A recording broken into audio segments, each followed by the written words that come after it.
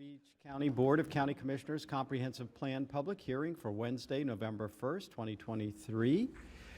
May we have a roll call, please? Commissioner Barnett, Commissioner Baxter, Here. Commissioner Bernard, Here. Commissioner Marino, Vice Mayor Sachs, Mayor Weiss, Here. Commissioner Woodward. Here. Thank you.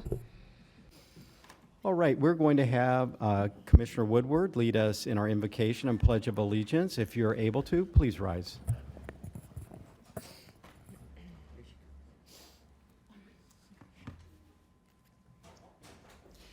Dear God, we are meeting today to conduct matters of business for our community. Guide our hearts and our minds in the spirit of fairness. Impart your wisdom upon our activities so that our affairs may reach a successful conclusion. Thank you for being our source of guidance today. Amen. I pledge allegiance to the flag of the United States of America and to the republic for which it stands, one nation, under God, indivisible, with liberty and justice for all.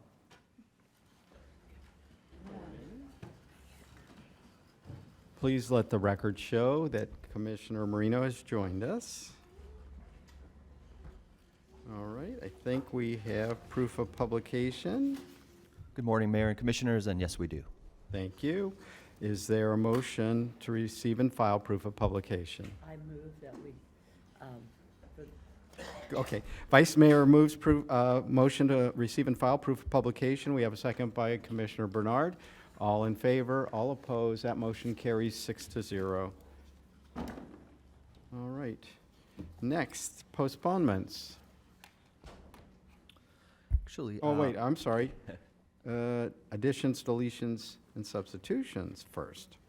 all right. Yes, we do have some additions. So for item 4A1, Lake Haven PUD, there's a letter that's been issued from the county's traffic division stating the project's compliance with policy 35D of the comprehensive plan with respect to long-range traffic, as well as additional correspondence received.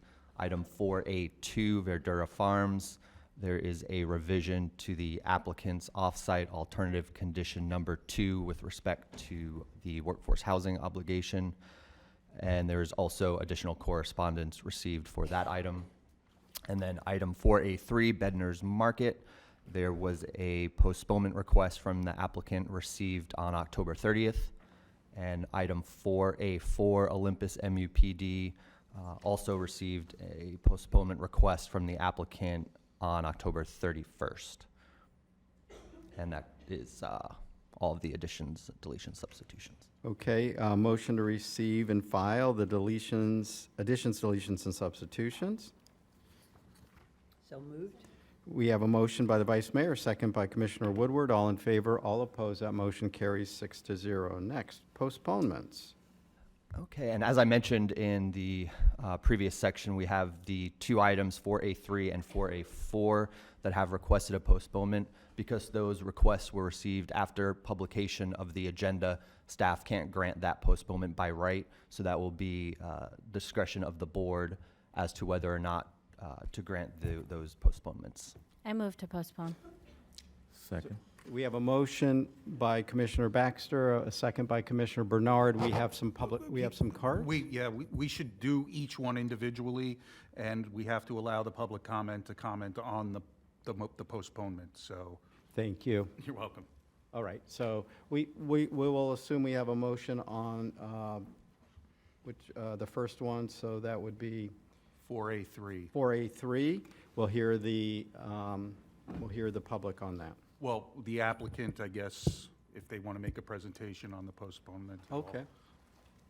4A3, that is,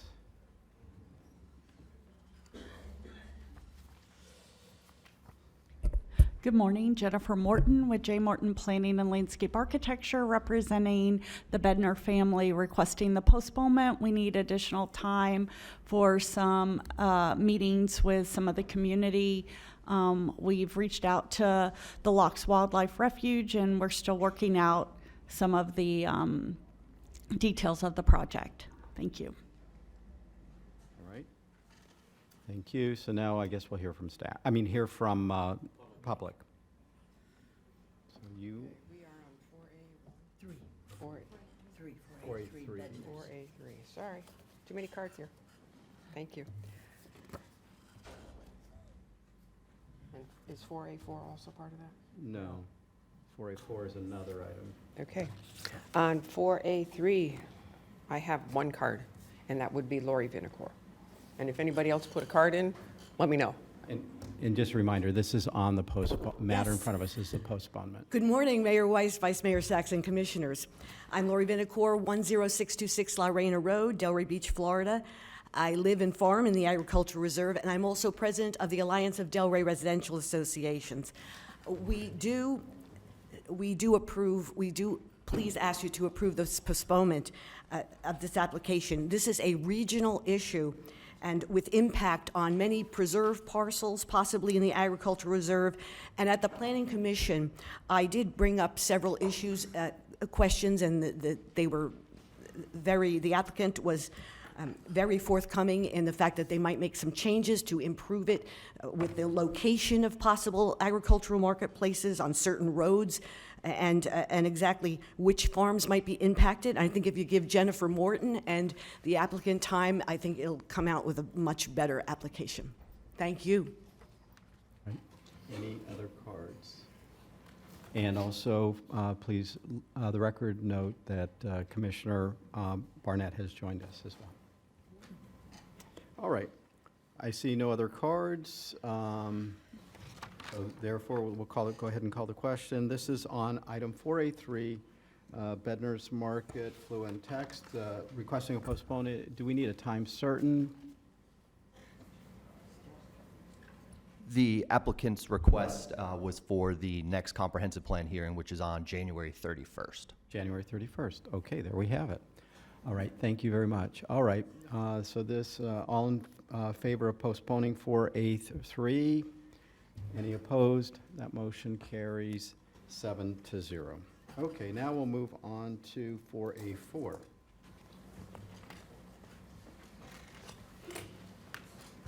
I have cards.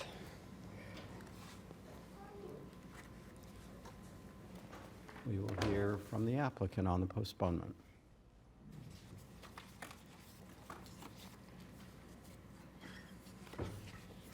Good morning, Commissioners. For the record, George Gentile of 2GHO Inc. We're here representing the Olympus MUPD project. We requested a postponement. We've had meetings with, previous meetings with the residents in the area, and my client would like to get back to discuss other uses that they are considering or that had suggested in our meetings, and have further discussion with them on our project. So that's why. Thank you. All right, we have cards on this. We'll hear from the public. Again, reminding that this is on the matter in front of us, which is a postponement for item 4A4. Thank you. Dagmar Braz, Joe O'Donnell, Andrew Rips, Cliff Hertz, Lori Vinacore, and Linda Smith.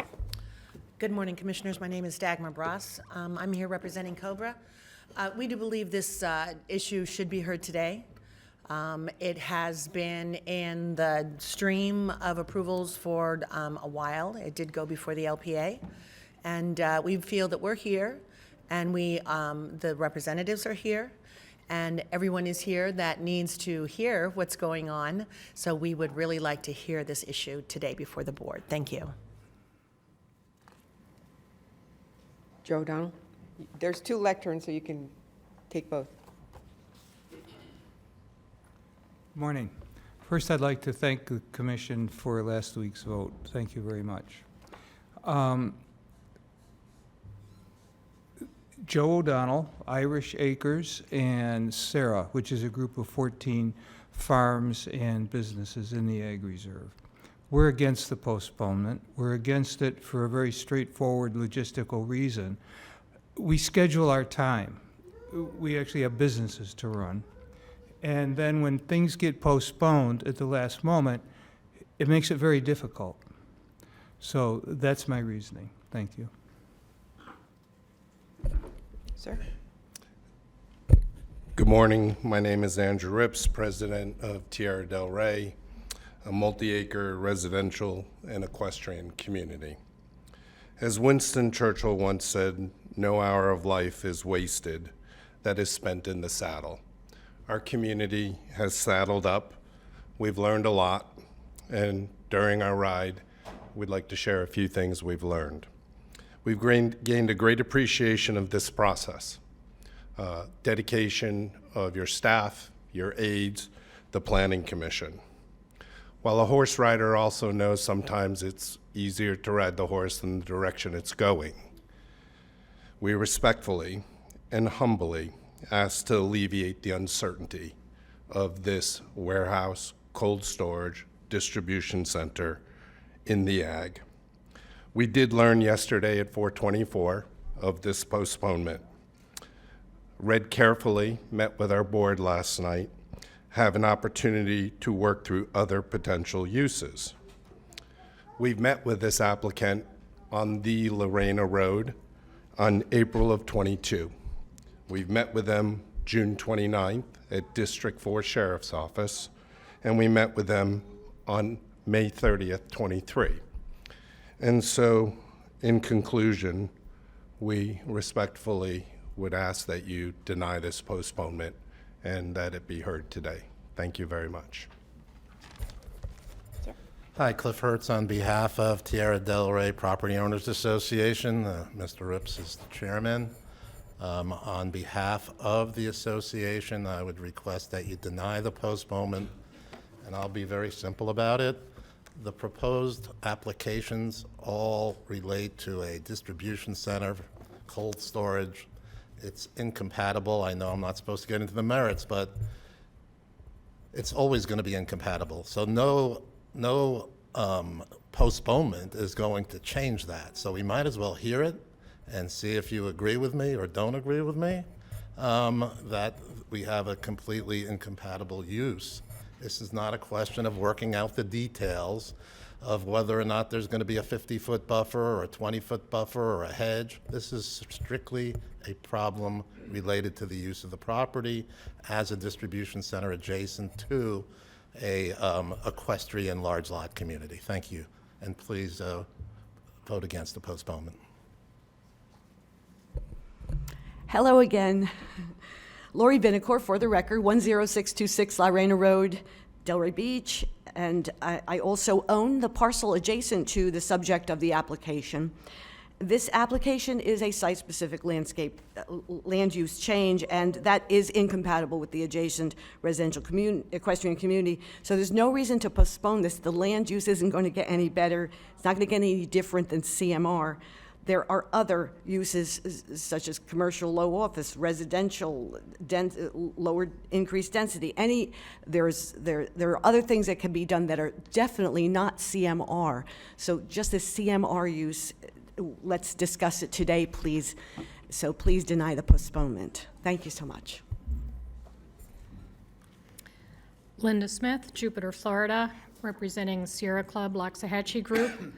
I echo the statements that people have said already, so I won't repeat those. The fact that they issued this last night at 4:27, I mean, we do have lives, honest. Promise you that. Please, there's so much against this already. I don't see what a postponement will achieve besides making people get up out of their sick bed again and come to some of these meetings. And Drew Martin is not here today, and he wishes you a thank you for last week's vote. That's it for cards. Okay. That's it for cards. It comes back to the board. Would anyone like to make a motion on the postponement? I'm not seeing any, so by default, there is no postponement. There is no postponement, and we'll just hear the item regularly on the agenda. Okay. And the public comment will be had again on the item. All right. Vice Mayor, you recognize. I have a question, probably for the attorney. On a motion for postponement, do we have to set another date, or is that similar or akin to a motion to pull the issue from review? We usually set a date certain for them to come back would be our next hearing, which is, I believe when was it, staff? January 21st? January 31st. Right. 31st. Would it be possible or legal for the applicant to just pull the application and not have a date certain to come back? Is that another possibility of a postponement? If they withdraw the application, it's withdrawn, So and it's it's not as if it's, withdrawn, it's postponed. Okay, thank you, thank you. You all set? Okay. All right, so moving on, we are, Commissioner, may I make a comment? oh, Or would you like me to wait till the item comes up? we'd appreciate if you could wait till the item. Thank you, sorry. All right, moving on, we're on item 3. And let us move into, this is going to be item 3A1. Mayor, actually, item 2C, adoption of that amended agenda. Oh, okay, sorry. I got ahead of myself. All right. We have a motion from Commissioner Marino to adopt the agenda, the amended agenda. And we have a second from the Vice Mayor. All in favor, all opposed. That motion carries 7-0. Now we are on to item 3A1.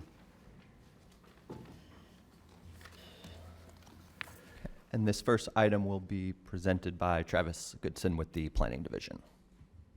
Where's Travis? There he is, hiding back there. I figured they'd put you up in the front. Not yet. There we are. Good morning, Commissioners. Travis Goodson for the Planning Division. This is the adoption public hearing for the county-initiated text and map series amendment for the Heritage Farms rural overlay. And so this is an item that you've heard a couple of times. It was transmitted by this board August 30th. We'll just go through that one real quick. So on August 30th, the board took action to transmit this amendment with a boundary modification to exclude the Verdura Farms, the Yee and Cypress Polo properties from the boundaries of the overlay. And so the red and white dash boundaries now that go up and over the blue area, which is the Verdura Farm site, are now the boundaries proposed for the Heritage Farms overlay. So that's important to note. Community feedback has not changed since the August 30th. When this item was heard at the February 1st transmittal, it was postponed 6 months to allow additional time for residents to provide feedback and such. And so this is showing that same chart that was shown to you in August, showing the difference in changes between support and opposition and property owners. Again, no change since the August 30th transmittal. We received no comments through the State Review and Department of Commerce, and today's motion would be to adopt an ordinance for the Heritage Farms overlay. Thank you. Are there any questions of staff? I'm not seeing any. Thank you very much, Travis. And I guess we'll move on to public comment. Thank you, Mayor. We have comment cards and folks that don't wish to speak. I have 3 that don't wish to speak, but they are all in support of the overlay. And we will start with Michelle Burns, followed by Raisa McCarron, Linda Smith, followed by Jane Thompson.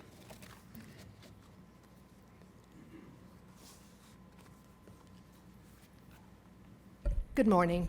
My name is Michelle Burns. I live on Heritage Farms Road, and we have been in this process for a while. You have approved us before. It went to state. It was for transmittal. It was approved, and it's recommended by the staff. We would sincerely appreciate your continued support and protect this small area of Palm Beach County for further big development. Thank you very much.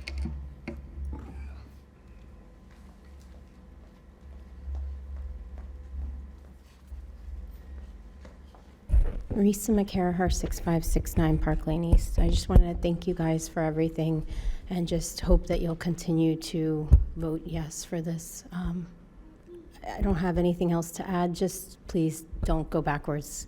Keep protecting these small communities. We need you guys. Thank you so much. Linda Smith?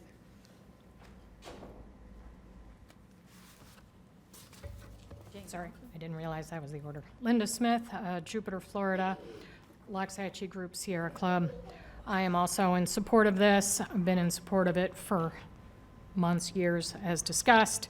I don't know why anyone would find any fault in this. This is just citizens trying to stand up for their homes. Thank you very much. Ms. Thompson? Hi, Jane Thompson. I don't think I'm tall enough for this thing.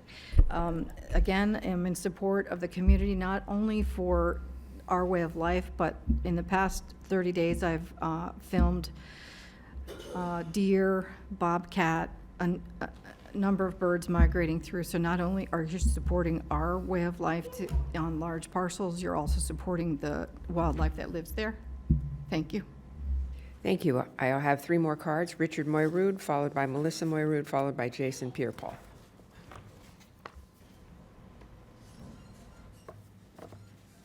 Good morning, Richard Moyrud, 7667 Park Lane Road, Heritage Farms, Lake Worth.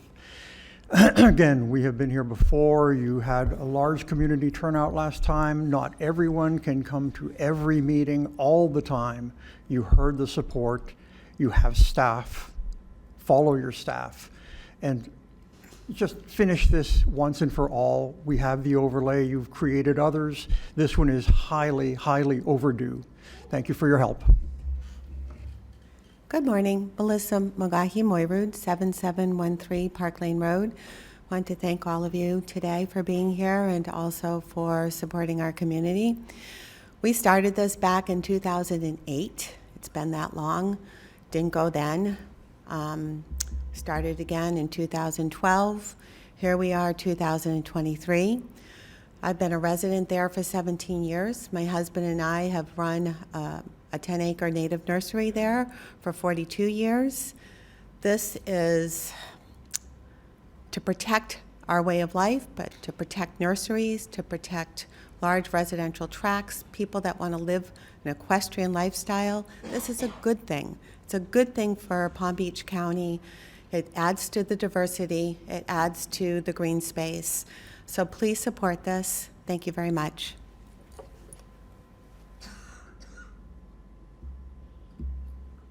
How y'all doing today? Jason Pierre-Paul, 10689 Heritage Farm. I'm just asking for y'all support. I've been there for 5 years now. Peace of mind for me, my kids. Like she said, and thank God for Michelle, because she the one that came to my recognition and having me come here. And with the wildlife and everything. But just been there and just being there at my place and seeing the big trucks go through and messing up the roads. I wish I could do more of fixing the roads, but I can't do it by myself. But they just tearing up everything, and I just hope we have your support for this thing. All right, thank you. That's it. All right. That's the end of the cards, so it will come back to staff, or come back to us. Would somebody like to make a motion? Oh, sorry, Commissioner Baxter, you're recognized. Kevin, could you remind us how in the history of the county we have gotten to the point of an overlay?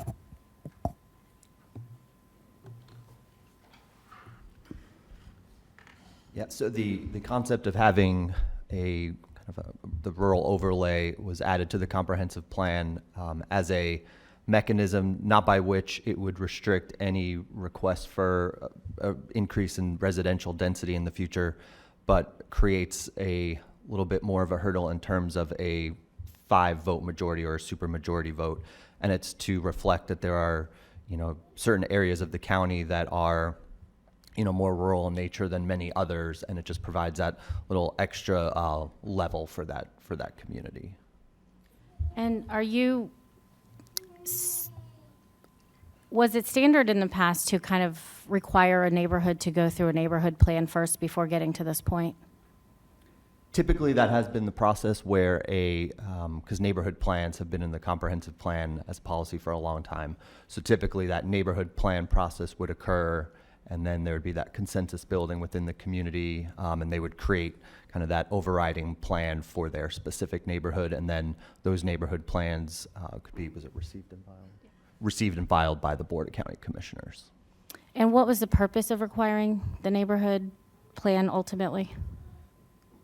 Typically, it was so that it provided an opportunity for community members amongst each other to come up with a kind of common vision for their neighborhood and garner, through working on the master plan, levels of consensus for what they'd like to see the neighborhood be. And even in the acreage, they did a neighborhood plan in the 90s, if I'm correct. And so why wasn't this neighborhood required to do a neighborhood plan? So there's nothing that says that they can't go through this process as is occurring. Typically, that has been the case, but there's nothing that prevents that from occurring this way. What prevents, why would we not want community consensus to a larger degree than this? One thing, and I do want to note, so this neighborhood, or this overlay was initiated by the Board of County Commissioners as well, a few years ago. So that was a step to allow for this to go forward. District Commissioner, and that's how they were able to skip the neighborhood plan process? I believe it was brought up by the District Commissioner, but then had a majority consensus of the full board for that initiation to occur. And if we do this, are we setting a precedent going forward that anytime somebody wants to just do a community overlay, that they can skip it by bringing it to the board and not worry about the general majority acres owned by property owners or those that would be the most affected by these processes? So if an overlay for a future neighborhood, let's say, it's brought to the board and initiated, that could still occur, or obviously that board could always direct a policy change within the comprehensive plan on steps for the procedure. But correct, another neighborhood could come forward with requesting a similar type overlay for their neighborhood. Over the past year, I would say I think I've been probably one of the biggest advocates for rural areas and sticking up for a way of life that it provides. And in most cases, I think I would absolutely be in favor of this. My biggest problem with what is presented in front of us is the map that we keep seeing and ignoring that 57% of the property owned in responses is going to be affected, and the people most affected by this are against it. So if we did a neighborhood plan, which I would like to see them do, and they came up to a 95% consensus, I would absolutely be in favor of this overlay, but currently I move to deny it. All right, we have a motion to deny by Commissioner Baxter. Is there a second? I'm not hearing a second, so the motion fails for lack of a second. All right. Commissioner Bernard, you're recognized. Thank you, Mr. Mayor. I'd make a motion to adopt an ordinance for the Heritage Farms Rural Overlay Text Amendment. We have a motion by Commissioner Bernard, a second by the Vice Mayor. Is there any further discussion on this matter? Seeing none, all in favor, all opposed? Are you in opposition? I'm in opposition. Okay, so that will be a 6-1 with Commissioner Baxter being in opposition. Motion is approved. Thank you. All right, next we are on to item 4A1, Lake Haven PUD.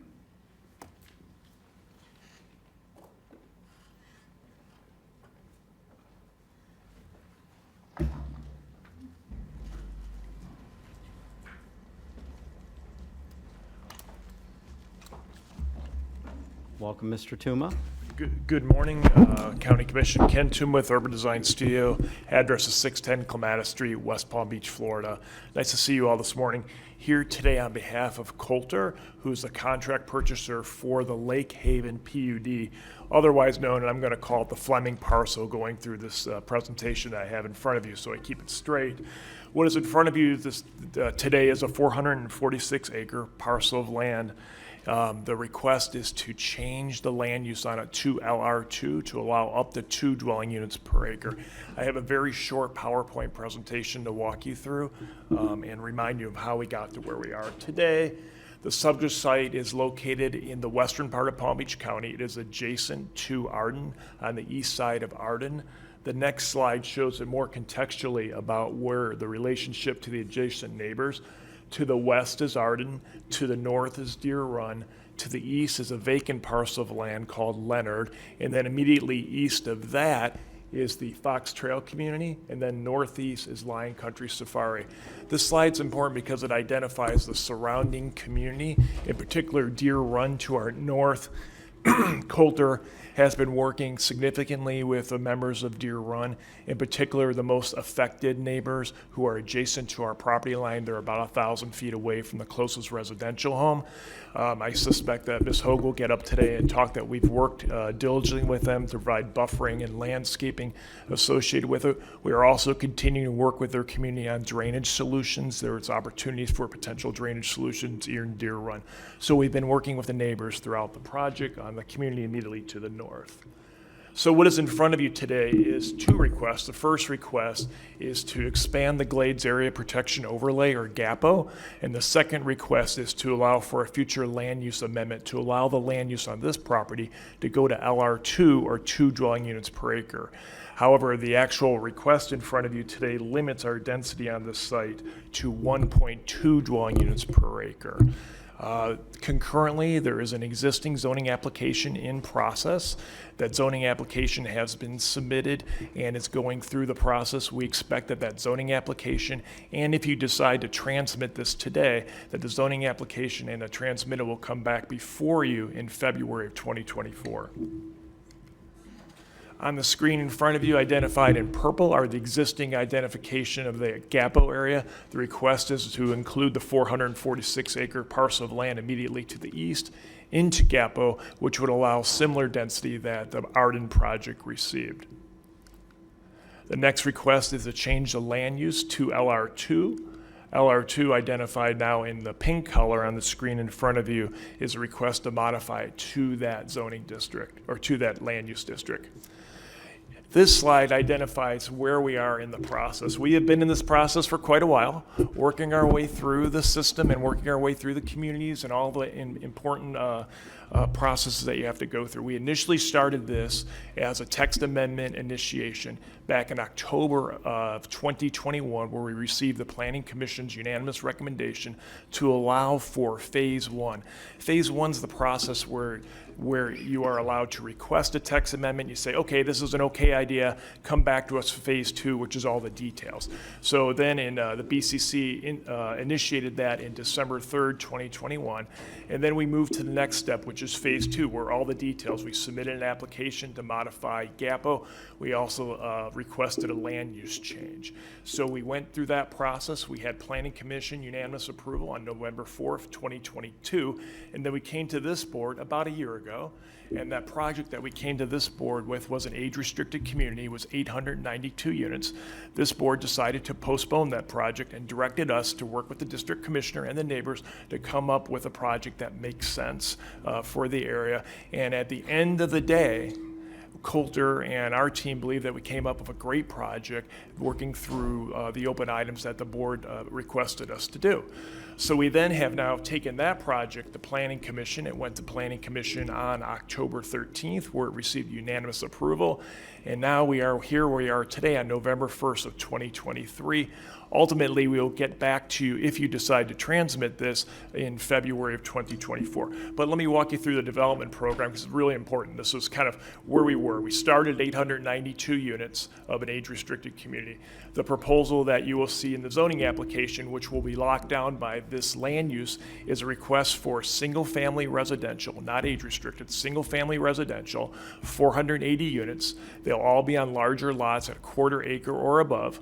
There'll be a commercial pod associated with this. It's 8.15 acres, or 2% of the land area of the project. And there will also be, in that, there will be 47,000 square feet of non-residential split evenly among office and retail. There'll also be a public civic pod of 8.96 acres. We know that the county is interested in this. It will be dedicated to Palm Beach County. More than likely will be a fire station and potentially a library are potential uses. And then finally, Coulter has made a commitment to do on-site workforce housing. They're going to construct 54 fee simple, for sale, on-site workforce housing on the subject site in a townhome format. So those are the program changes that we did. So we started 892, now we're down to 534 with about 47,000 square feet of non-residential. Oops. So there are development order conditions on the screen in front of you. The development order conditions, the first one is what limits this project to the 534 units and the 47,000 square feet of non-residential. We agree with that condition.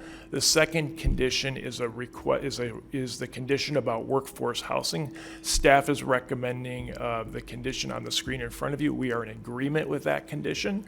The next one is the zoning development order, and the subdivision shall provide a 50-foot right-of-way open space corridor. This is a walking trail, making a connection between the existing trail that exists around Arden and going through our site, and ultimately probably going to end at Lion Country Safari. And then the final one is the zoning development order to dedicate Okeechobee Boulevard. We'll be dedicating a 200-foot right-of-way of future Okeechobee Boulevard. And then finally, a standard condition in these that we will bring back to you the full package, land use and zoning. So you'll see the entire package. If we get the opportunity to be transmitted, you'll see that in February of 2024. I'm just going to walk you through a couple things. We do have some neighbors here. A little bit more on the site plan level. Yes, it's annoying here too. It's the site plan level. This is a cross section to our neighbors to the north. On the left-hand side is Deer Run. You'll notice that they have a 100-foot wide canal behind them in an easement. Then immediately past that canal is our subject site. In there, you'll see we have 161 feet of open space. We worked with the neighbors to the north, and then we have a 50-foot landscape buffer for sure, and there's existing trees within that 161-foot of buffer. And then the next step is the 200-foot right-of-way being dedicated to Palm Beach County, and then immediately on the immediately south of that is the 50-foot trail that will do the ultimate connection with Arden. And then finally, we have a large lake on our proposed site plan of almost 500 feet. So there's a significant distance between all the homes of approximately 1,000 feet. The next one, kind of following up on the conditions, this is where the trail more than likely will be relocated. Our arrows aren't perfect, but you'll notice that there's a walking trail that's adjacent to Arden that will continue through our project. We are also working on a site plan level with lots of connections through our project. We're working for a walking trail. There's a power line on the west side of our site. We're hoping to have the walking trail through that. And again, when we come back in front of you for the site plans, we'll have all those details worked out. There is a discussion in your staff report about traffic. We have met all the requirements in traffic. While it was a bit delayed and we appreciate everybody working with us, we now have a 35D letter, which means that we are consistent with your comprehensive plan for traffic. And then just a few things to leave you with here, just a couple thoughts real quick in conclusion. On November 28th last year, you all directed us to go back and work. And we've been working for the last year, both with the district commissioner, the neighbors, trying to come back on a project that works. And at the end of the day, I think Coulter's very happy with the plan that they have in front of them. So we've created this plan, and there are significant public benefits associated with this project. The first public benefit, while it may seem minor, that 200-foot dedication of Okeechobee Boulevard is 9.9 acres of land that will be dedicated to Palm Beach County to make that connection. The 50-foot trail network, an important connection for that trail that exists today along Arden, and that ultimately will allow that to continue further east as things go further east. The 160-foot of open space and buffer to our neighbors to the north. That's north of the Okeechobee Boulevard. So we have the Okeechobee Boulevard, 200 feet, then we have another 160 feet north of that. There's also the 8.92 civic site land dedication to the county. Again, as I mentioned, potentially a fire station. Finally, there will be a 10% workforce housing commitment built on site. We have your staff recommendation of approval. We have unanimous approval of your planning board and respectfully request your approval today. We have our whole team assembled here. I'd also like the opportunity to rebut after public comment. Thank you. Thank you. Is there questions for the applicant? I'm not seeing anybody. So I had requested, sent an email to you all last week regarding the workforce housing and an analysis on what the actual cost of ownership would be and what kind of an income it would take. I haven't received anything back. Yeah, so we did, I thought, the question I think, Mayor, was what does a homeowner association cost differential be? And we did- I'm looking at total cost. So, mortgages are now at 7.5%. HOA, we know the issue going on with windstorm insurance. I'm sure it's better for new construction. But all those factors, I'm curious as to what that is. And in fact, could somebody actually even qualify for it? For the workforce housing. Yeah. Well, what I can address is the homeowner association part. We definitely did the research on that. It is typically about $200 less per month, that being outside of a community versus being in a community. In regards to the townhomes and the costs associated with the interest, I'd like to take a few minutes just to talk with our clients and get back with you on that. Maybe what come up after public comment. That'd be fine. Staff can answer. Oh, there you go. All right. Just give me a minute, we'll be back. Okay, no Thank worries. you. All right. Not seeing anything else. All right, staff presentation. Yes, Bryce Van Horn with the Planning Division will present. Well, Mr. Tuma covered quite a bit. Good morning, Bryce Van Horn. Good morning, Mayor, Vice Mayor, Commissioners.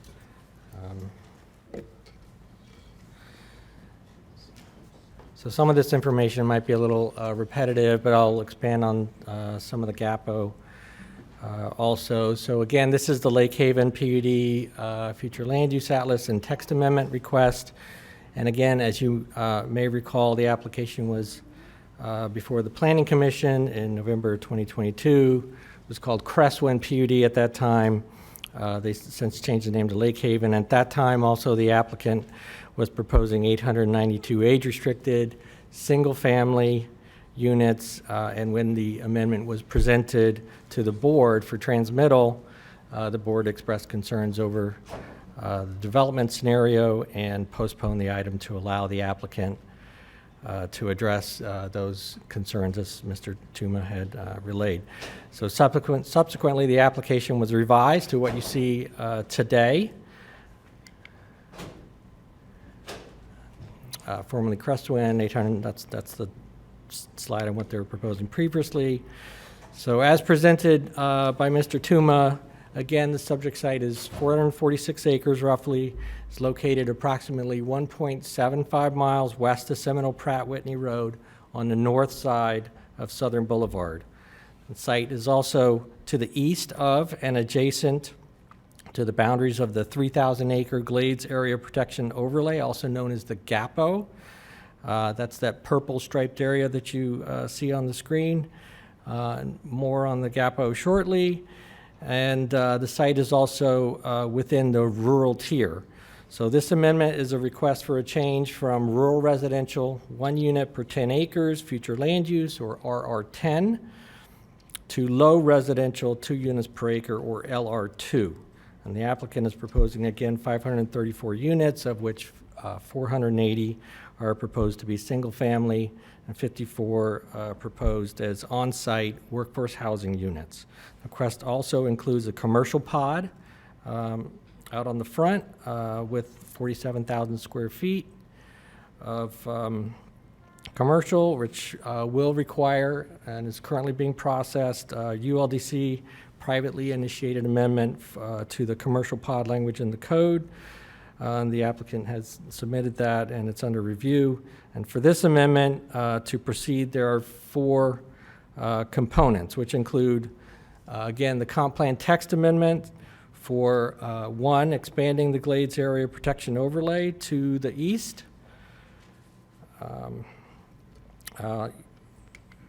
Again, you see the GAPO highlighted here in purple. And the expansion would extend to the subject site. And 2, to designating the site as a limited urban service area, or LUSA.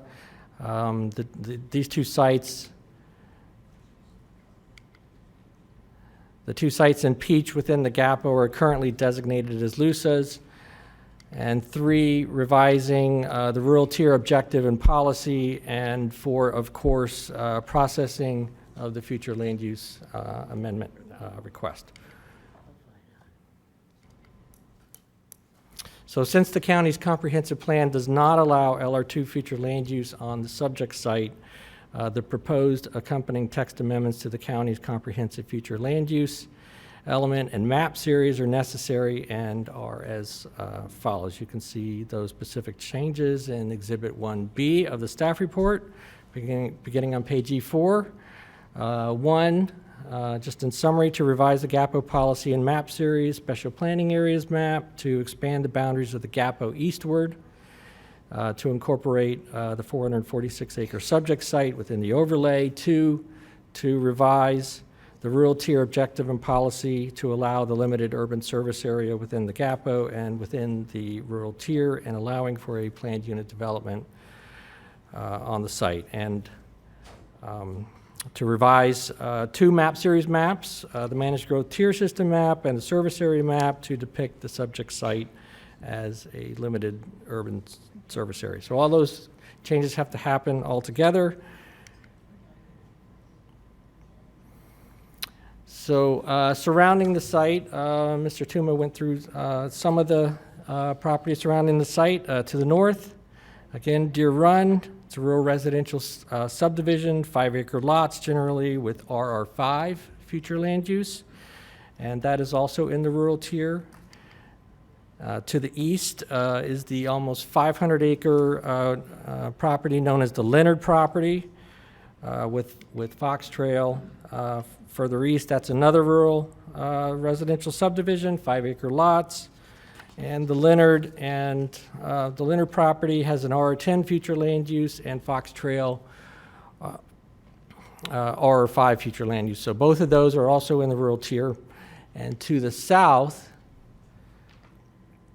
is, of course, Southern Boulevard, the South Florida Water Management District, West Palm Beach Canal, and the district's stormwater treatment area that is within the village, municipal limits of the village of Wellington.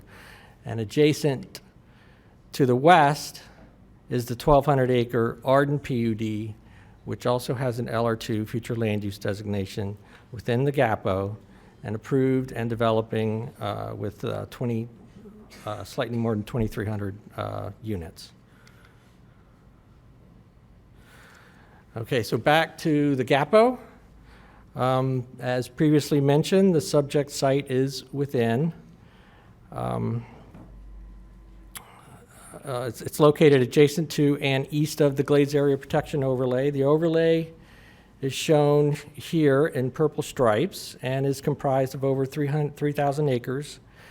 In 2004, the board adopted text amendments creating the GAPO as a barrier to development of urban intensities and densities proceeding west into the Everglades agricultural area, also known as the EAA, specifically to protect lands designated with agricultural production, or AP, future land use.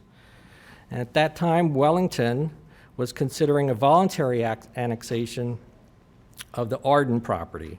So part of the intent of the overlay was to prevent the voluntary annexation of the property into the village of Wellington, where the municipal limits are located to the south.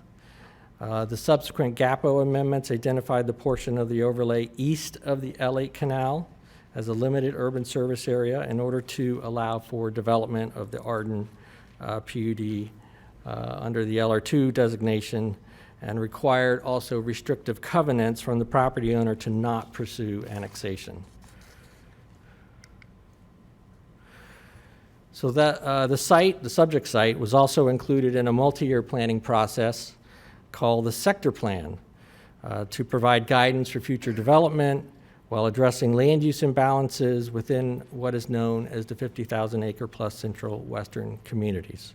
So this map shows the boundary of the past Sector Plan, which looked at the entire area with a focus on the large undeveloped parcels to address regional needs, including the subject sites. The combined Fleming property and Leonard parcels were contemplated for a large employment center at that time. The sector plan was adopted, challenged, and ultimately repealed. So after repeal of the sector plan, the board directed staff to continue with an overlay known as the Central Western Communities Overlay for the former sector plan area to incorporate some of the key planning concepts from the sector plan. So that overlay amendment effort contemplated a low-density village center development for the Fleming property, almost at 1 unit per acre, and the board, however, ultimately ended that CWC amendment.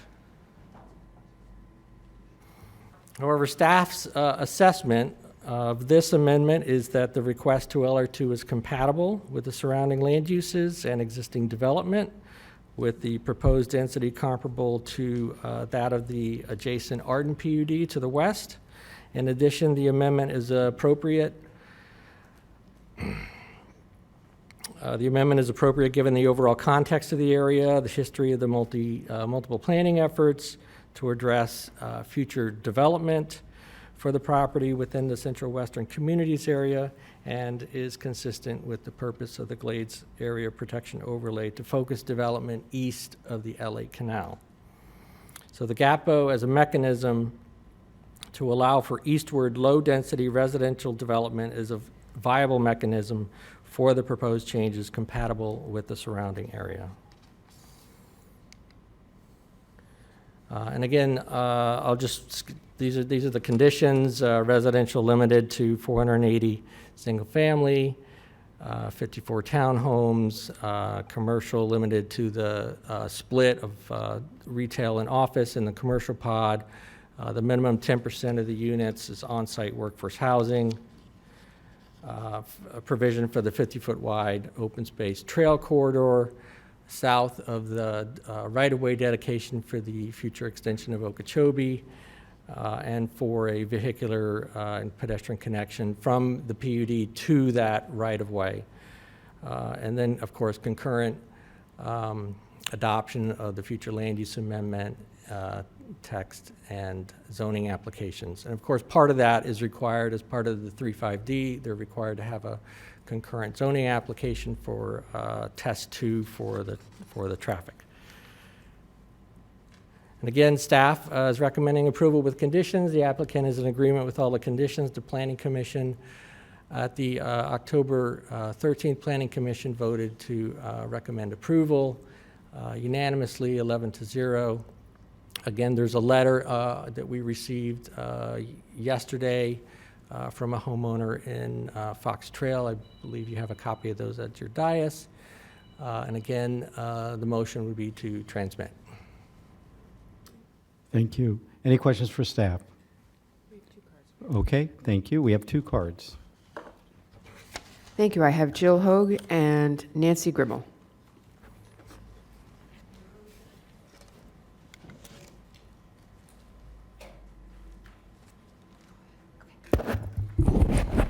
Good morning again. Nancy Gribble, 1525 Gallup Drive, 33-year resident in the same home. Also, Fox Trail Property Owners Association president, 211 5-acre lots, which is over 1,000 acres.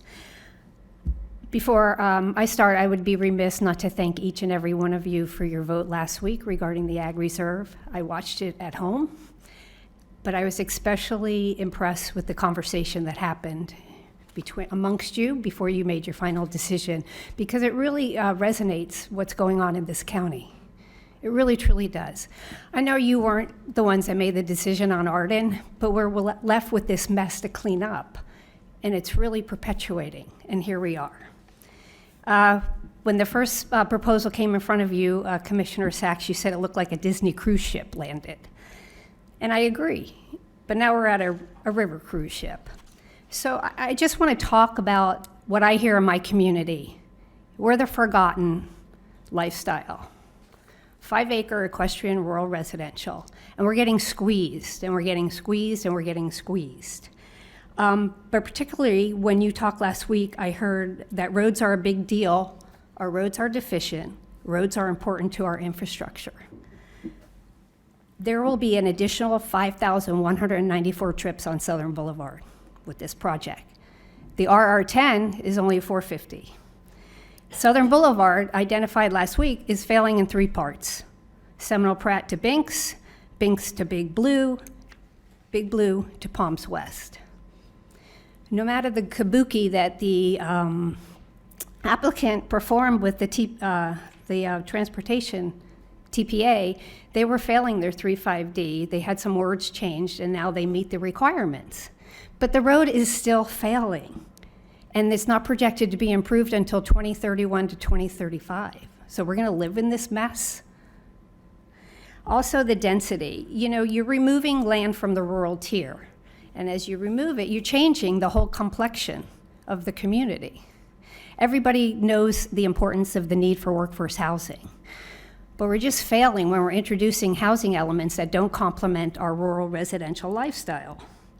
So how long until these neighbors complain about the roosters and chickens squawking, the peacocks screeching, and the wafting of the manure, horse manure smell in the air?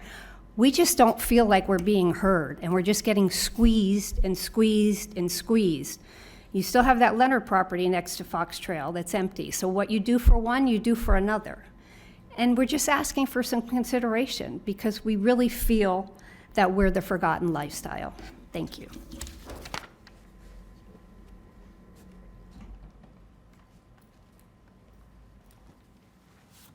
Good morning, Jill Hogue. I'm a Deer Run resident for almost 20 years.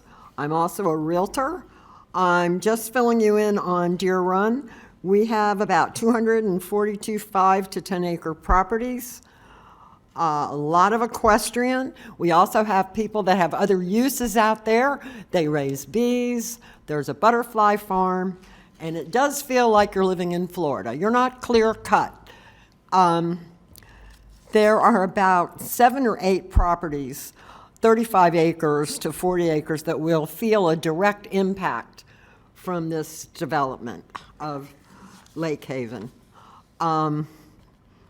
We had concerns about water issues. We've had flooding in the past, and Lake Haven has worked out with the C-51 for water deliveries from Lake Haven. Let me see, where was I?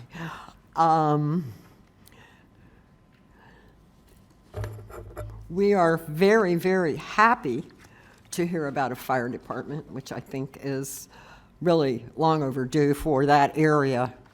None of us want to see increased development, but it is a fact of life. I'm a realtor. I am all over Martin and this county, and it's just happening. We would love to have our rural lifestyle protected. And I think that we have some concessions from this development that will help us. What a lot of my neighbors are concerned is the animals use this canal as a highway. We have endangered species, wood storks, gopher tortoises, raccoons. We have wild boars, turkey, otters, and coyotes, and our friend the alligator. So we're very concerned how their movement could be restricted with this development. And we do need some protection for Deer Run. My example is, as a kid, I lived rural, there was a canal, we surfed across it in plywood, we played in it.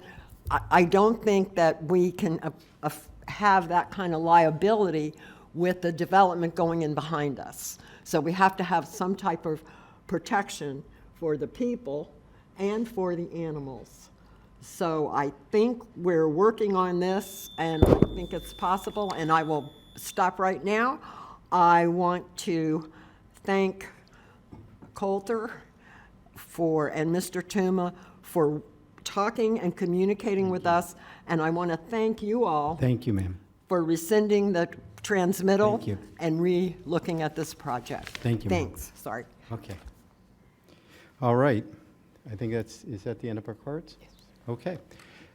So it comes back to the board. Commissioner Baxter. You can, opportunity for rebuttal if you so desire. Do you would like to rebut? Sure, thank you. I just for very quickly for Nancy, in regards to 35D, well, while I would like to tell you that the Department of Transportation and the TPA modify things because Coulter and Ken Tuma asked for it, that's not true. That in essence, what had happened is the plan wasn't crystal clear, and they have modified that plan to make it clear where that road was supposed to terminate, and that's what they did. TPA voted on it, and so we are in compliance with 35D.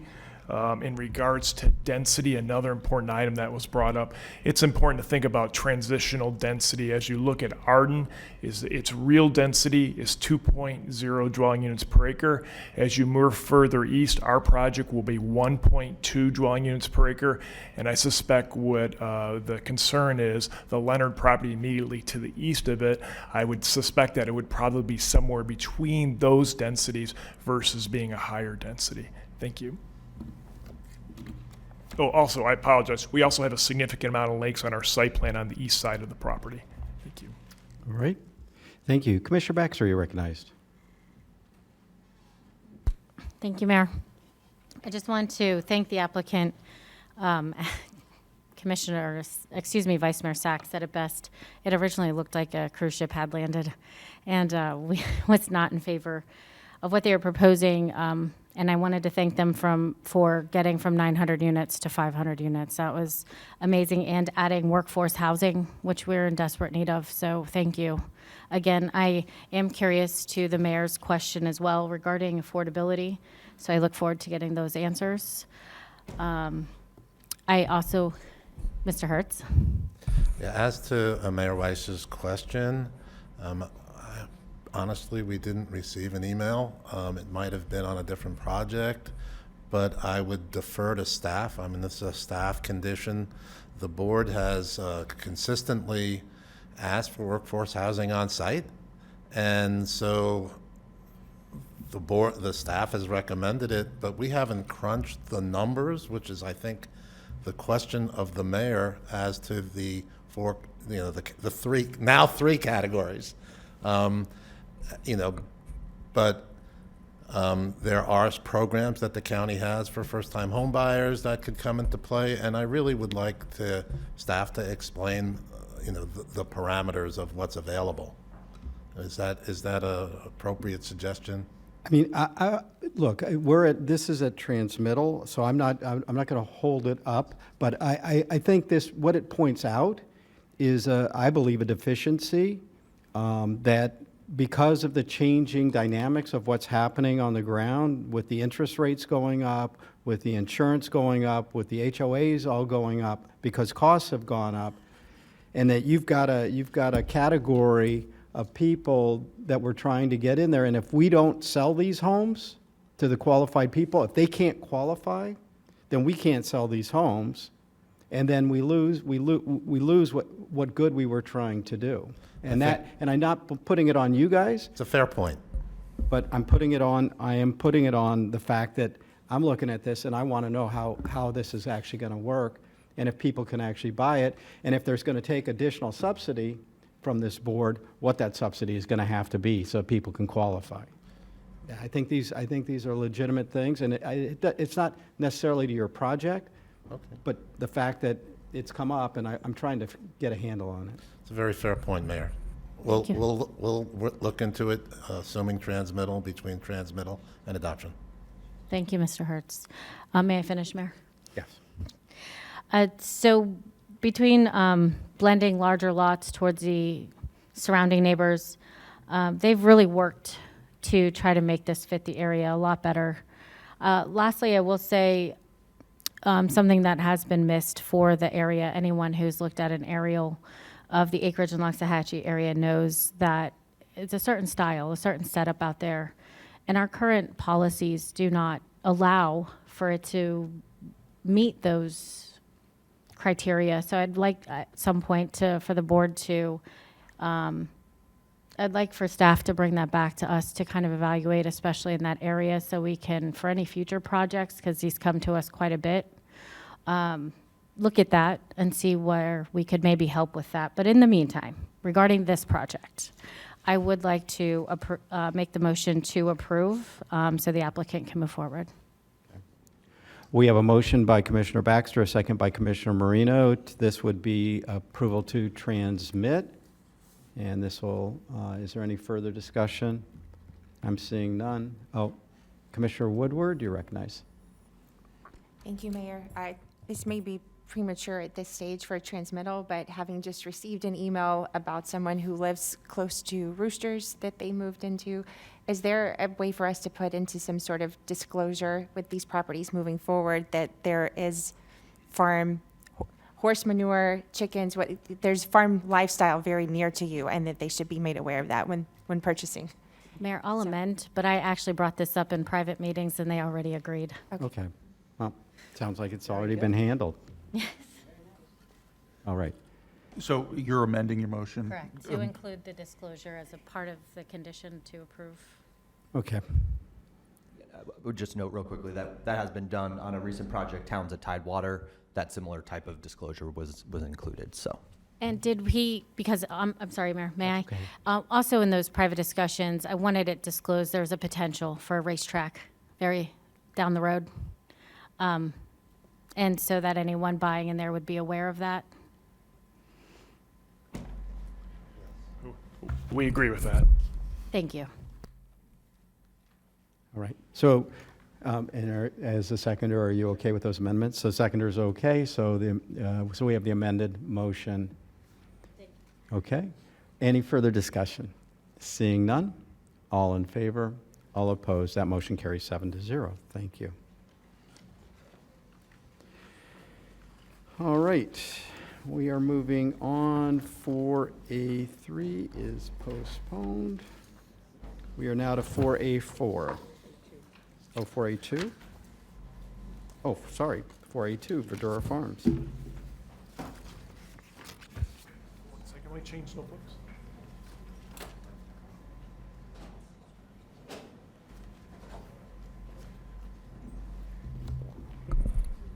Right, I'm gonna run to the restroom.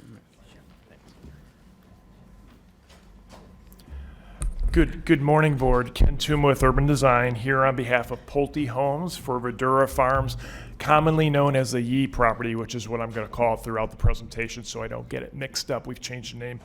It is a 96.1 acre parcel of land. The request in front of you today is to allow it to be added to the Trotting Center overlay, and then also to do a land use amendment to amend it to LR2, which is 2 dwelling units per acre. However, the site will be limited by condition of approval to 1.51 dwelling units per acre. The subject site identified on the screen is on the west side of 441. It's north of the Trotting Center that you recently approved for residential development in LR2, which has a density, I believe, of 1.57 dwelling units per acre. And then immediately to the south of the application that you just approved for the Heritage Farms overlay. This is not part of the Heritage Farms overlay. In fact, it was specifically excluded from the Heritage Farm overlay. The request specifically in front of you is to expand the Trotting Center overlay to the subject parcel. This is the existing code that is in your plan today. The request is to modify that to allow it to include this parcel, and then also a land use amendment to allow for up to 2 dwelling units per acre.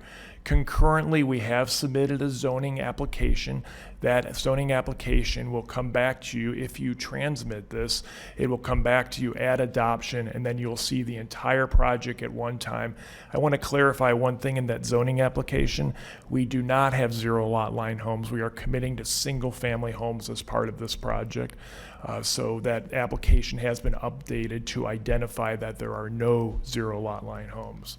So on the screen in front of you is kind of where we are in the process, just like the application you heard before. It's a two-step process or a two-step dance. The first step is the initiation. The Planning Commission initiated the potential to modify the Trotting Center overlay on January 13th of this year. The Board of County Commissioners then approved it on February 1st, approved it that it's an okay idea. Now come back to us with all the details. So now we're coming back to you with all the details. In front of you are those details, which is to modify the Trotting Center overlay and a land use amendment. That went to your Planning Commission on September 8th, and your Planning Commission recommended it with conditions to allow for off-site workforce housing. And then here we are today in yellow at the Board of County Commissioners on November 1st. And then finally, or ultimately, we'll come back to you hopefully in February 2024 if you approve this application or transmit this application today. We do have your staff recommendation of approval. On the screen in front of you is kind of a chart of the Trotting Center overlay, and then the revisions that are required for Vidura Farms, which is this project's name. There are two changes. Number 2, which is minimum acreage, we're requesting to reduce the acreage down to 95 acres. And then the second change is to modify the map series to include this parcel of land. But you'll note all the other important items that are part of the Trotting Center overlay, which includes expanded buffers, native vegetation, access to State Road 7, and urban services are restricted to our property, so the urban services do not go further west into what is known as Heritage Farms. So this is the area on the screen. These are your county maps. So you have the request to change the land use to 2 dwelling units per acre. This is a conceptual site plan. The reason why I'm showing you a conceptual site plan today isn't the details of the site plan, because that'll be in front of you at the zoning hearing, but to talk about transitional density, an important part of the Trotting Center overlay. The code addresses, or the overlay addresses, densities going from east to west. On our parcel, we have our smaller lots on the eastern side, and then we transition all the way to the west side, where there are 3-acre lots on the west side. But on our project, we did something a little bit different. We also did a transitional density north to south, because we know to our south is the approved Trotting Center, which has smaller lot sizes. To our north are larger lots, and we've created a transition density from south to north also. Those lots are 1/2 acre and 1 acre lot size. Also adjacent to this properties to north is a 100-foot open space buffer area to create separation between us and the neighbors to the north, and on the west side there's a significant buffer also. There have been a tremendous amount of community meetings on this project, both with the affected parties of Heritage Farms, but also other members of the community, just not necessarily Heritage Farms folks. I'm not going to walk you through it, but we have been working, and I give Mr. Maxey a lot of credit. He is in the audience and can speak more articulately where we are with the neighbors. We've worked very diligently, and we're very close on an agreement. I suspect by the time we come back to you, we will have a fully signed agreement with the neighbors. There are conditions of approval. There are 3 conditions of approval. The first condition of approval is the one that limits this project to 145 units, which is 1.51 dwelling units per acre. So specifically within this ordinance, in this land use, will be a restriction that will limit the amount of density allowed on this site. No further density increases are requested. I can't come back and say we need to do work for housing, this, that, the other. No, it is specifically within the 145 units. We agree with that condition. There is, in your agenda packet, there is a proposed revision to condition number 2 as part of the add delete. Staff is recommending that we build the units on site. Pulte is agreeing to construct 10% workforce housing, but they want to construct them off-site, and particularly within the city of Boynton Beach and a CRA that they control parcel of land that they can start building in the next couple months. And so our request is to modify that application to where it is, to allow it to be for a builder option, and the builder will build it off-site. And then finally, condition number 3 is, hey, when you come back, if you transmit it, come back with everything so we could see the site plan, the land use, the zoning, all in one spot. So that's condition 3. So one of our requests today is going to be for that alternative request to allow for off-site workforce housing. This is the location of the site, the workforce housing. There'll be 15 units proposed. It'll be in the Boynton Beach CRA. And it's important to note that this is in mod 1 and low, so only in 2 categories. And I want to address something that Pulte doesn't get a lot of credit for, or do they really talk about? Pulte does a lot of workforce housing projects. I have on a list in front of me, Mary Place here in West Palm Beach. They did 34 townhomes and 2 single-family units. Windsong Estates, they built on-site 7 workforce housing. Carver Square, 20 single-family homes. We Are Home, they're doing a project in Delray Beach where there are 3 homes. And then also this particular project, which is called the Boynton Beach Cottage District, where they are closing on the land and they are going to develop up to 41 workforce housing units. So a short presentation today. I'm sure you all are getting tired of hearing me speak, so I just want to leave you just a couple thoughts on this project also. This is consistent with the Trotting Center. It definitely creates that transitional density, allowing that land use to change to relate more to the surrounding area. This has been a very significant long road to get here, working through the project. There are public benefits being 10% offsite workforce housing, significant buffers, native landscaping. We are providing what we can to the neighbors. For example, utilities. We have internet potentially going through our site. We are going to stub it out to allow the neighbors to hook up, to allow them to run their own line if they need to. We have a lot of different items that we've been working through with the neighbors.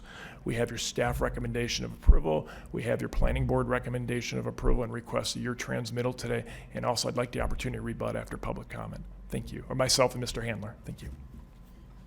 Thank you. Staff?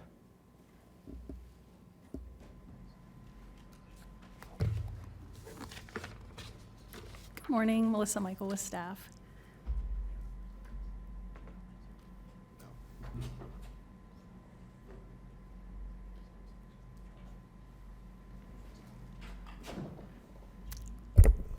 So the application before you today is the Verdura Farms Flua and Text, and Ken did a really good job summarizing this very large project.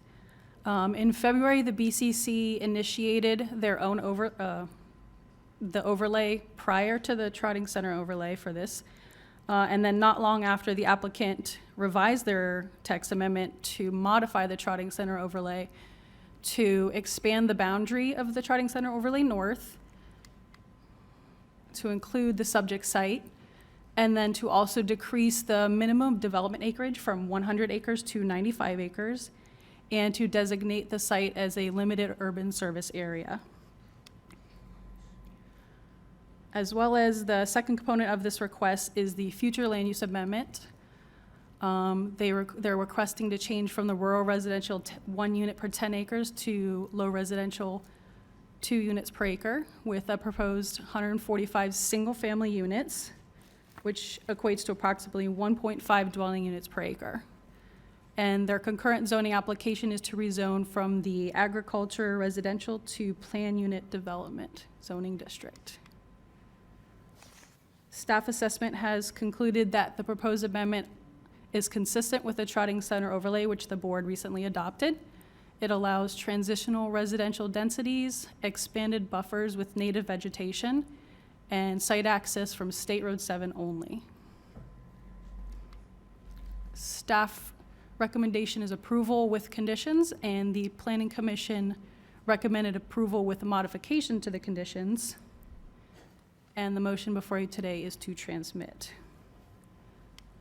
The conditions in front of you, as Ken showed you. Condition number 1 is to limit the site to a maximum of 145 single-family units, as modified in the add delete. The second, consistent with past board direction staff proposed, is 10% of the units be required on-site workforce housing, or the off-site alternative, which the applicant is proposing, is 10% of the workforce housing be provided off-site with the off-site construction, same developer option. This option ensures that the workforce housing units are actually constructed, and it doesn't provide for payment of an in lieu fee. And then the third condition is to hear both the zoning and planning applications together at the same adoption hearing. And that concludes my presentation. All right, any questions for staff? Not seeing any. Okay, let's move on to public comment. Oh, Commissioner Baxter, you're recognized. For the offsite workforce housing, whose district is that? I can, that's Commissioner Baxter, that is in my district, and normally I support projects to be built on site, but I wholeheartedly support this project being built off-site. This area has been in the Boynton Beach CRA's Heart of Boynton Beach District, and the city's been promoting that, and I believe there's close to 4.5 acres of property there that Pulte's working on, and this provides the residents in Boynton Beach single-family homes, and so I believe that this is really important. Thank you. Yes, I'd make the motion, and I know do we have cards? We do. Yeah, But you can we- go ahead and no. make the motion if you want, can't Well, you? let's go through the public comment first, and then we Okay. can make the motion then. Thank you. I have 4 non-speaking cards, all of which are in support with the condition to please encourage the project representatives to keep working with the community. Okay? And so the 2 speaking cards, one is Roland Lee, followed by Linda Smith.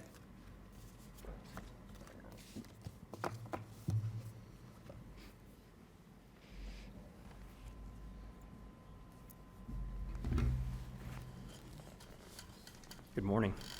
Morning. Roland Yee with Yee Farm, 7501 South State Road 7, Lake Worth. Mr. Mayor, members of the board, thank you for this opportunity to come before you today. I am here representing my family to respectfully request transmittal of our application. By now, you are all well aware of my family's 50-year farming history in Boynton Beach, in Palm Beach County, our nearly 40-year ownership of this parcel within Heritage Farms, and our request to be treated just as the nearly identical Trotting Center parcel that abuts us to the south. Thus, I do not want to belabor these points with redundancy, but I would like to take this opportunity to thank you. To thank this board for directing us to work together with the neighbors to make this project amicable for all. And although we have not reached complete agreement regarding all issues yet, I believe we can agree that all sides have actively listened and diligently worked together for the common good of the community, and this may not have occurred without your directive. This is partly why all the speaking cards submitted by the actual residents of Heritage Farms are in support of this transmittal. Our conversation with the community is positive, productive, and progressing. And as a result, I respectfully request transmittal so that we may be able to continue our discussion. Thank you again for your insight, your direction, and your consideration. Linda Smith, Jupiter, Florida, representing the Sierra Club. I know I often sound like a broken record, and I apologize, and I'm not going to take the full 3 minutes. But the developers are also sounding like a broken record. They're always coming, asking for favors, bending the rules, that sort of thing. I mean, going from 1 unit per 10 acres to 2 units per acre, and I know they've limited to 145 units. It's like, and just because the Trotting Center was approved, sets the precedent. Again, it's a broken record.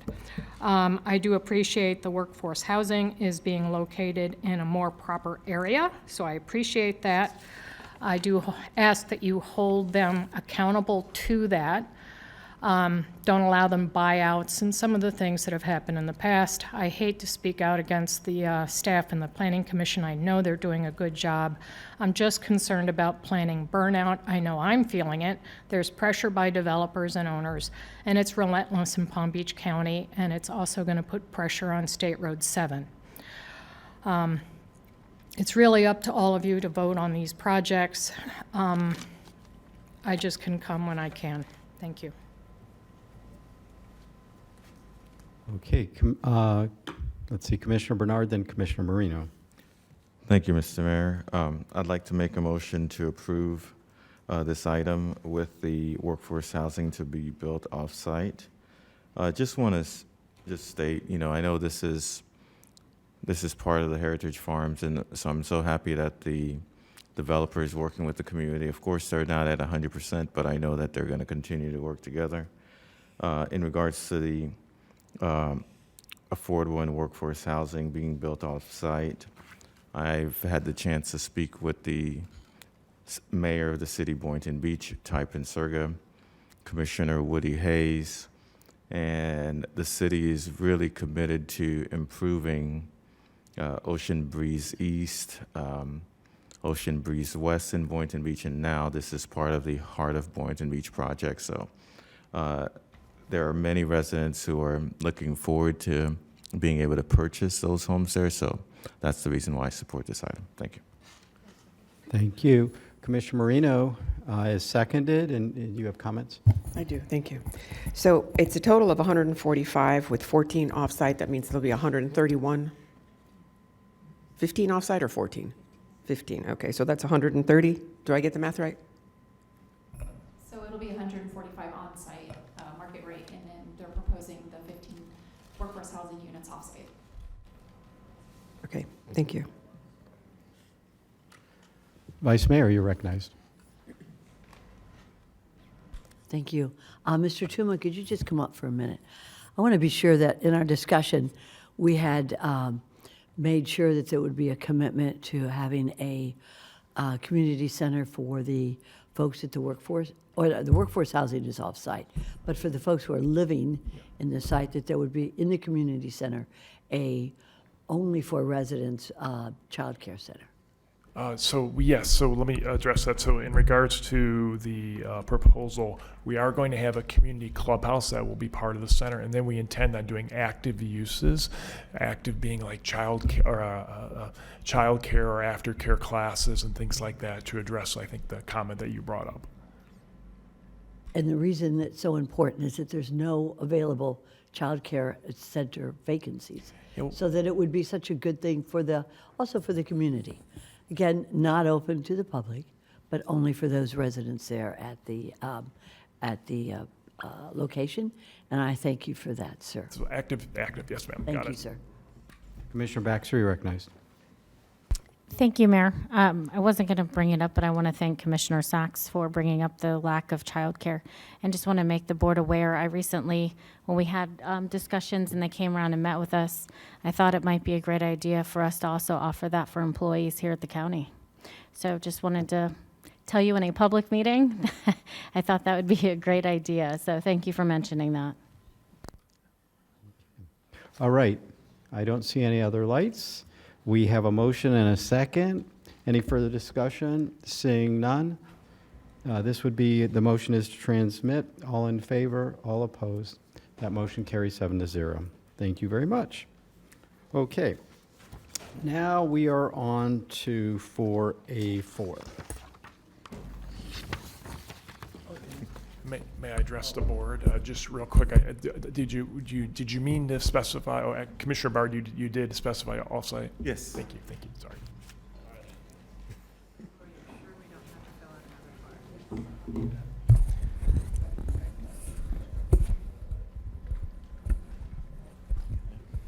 All right, Mr. Gentile, you are recognized. Mayor, Vice Mayor, for the record, George Gentile, President 2GHO Inc. My client has authorized me to withdraw the application, so I'm doing that at this time. I appreciate the Commission's approval of us going ahead with at least preparing the text amendment, but at this time we are going to withdraw. So. All right, so we need no further action? No. Thank you very much. Thank you, Commissioners. All right. Okay. We are now moving on to item number 5, a privately proposed text initiation, 5A1, Central Park Commerce Center 3.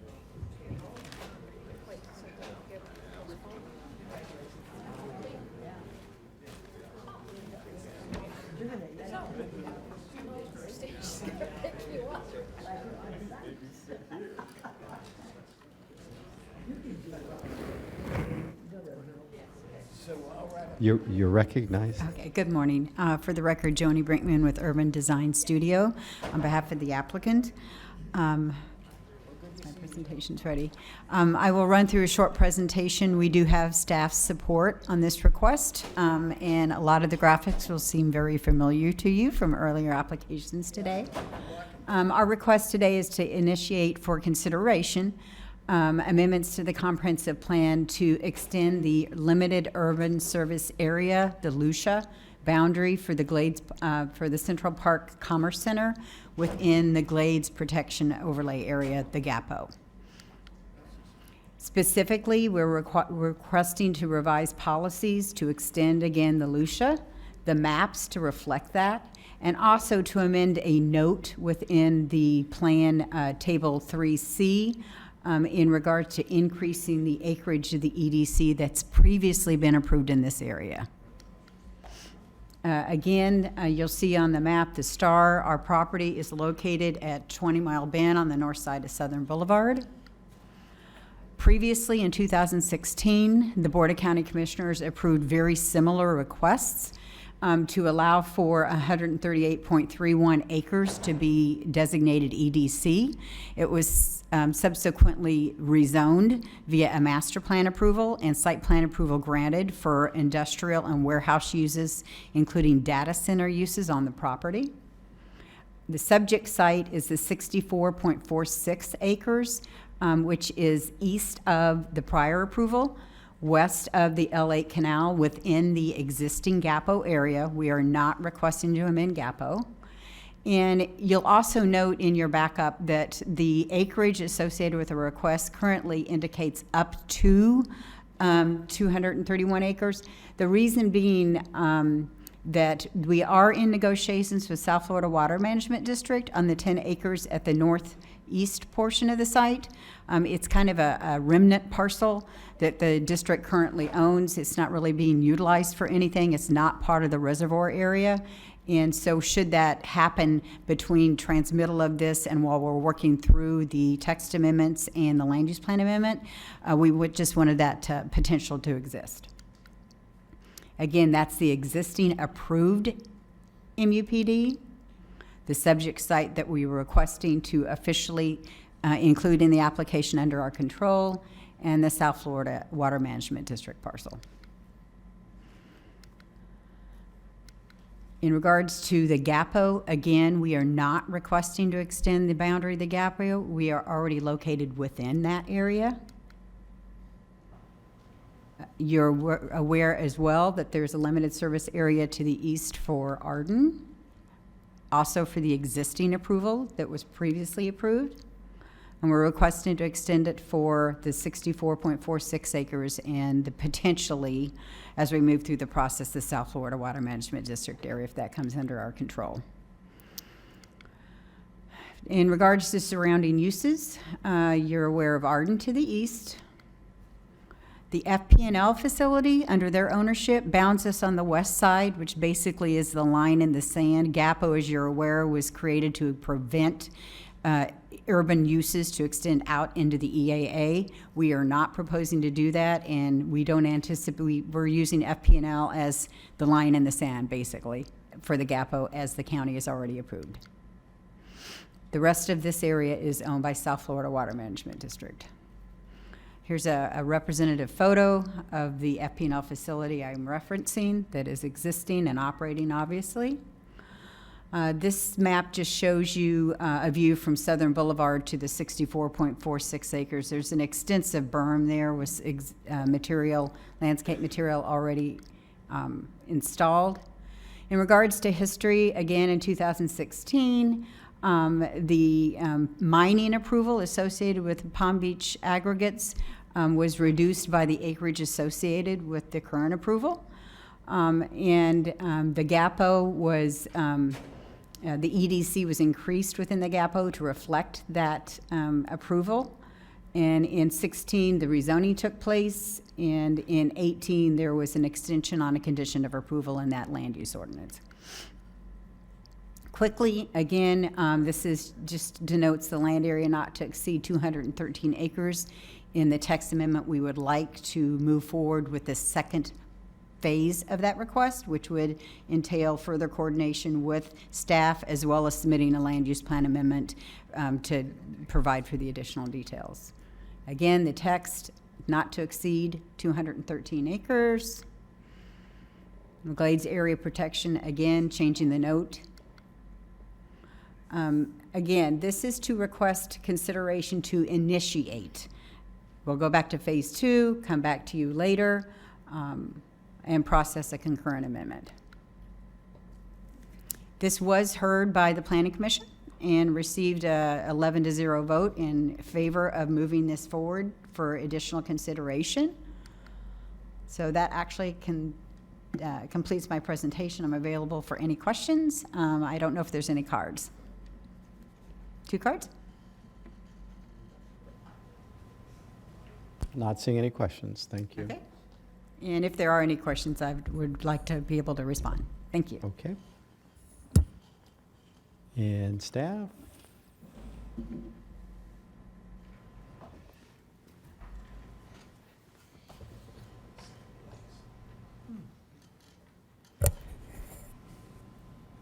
Yes, good morning.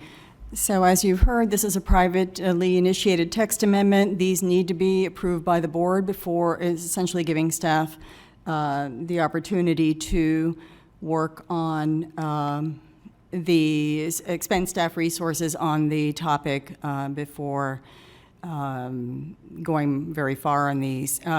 However, initiation does not indicate that the item will be approved or receive a positive recommendation from staff or approval from the board ultimately.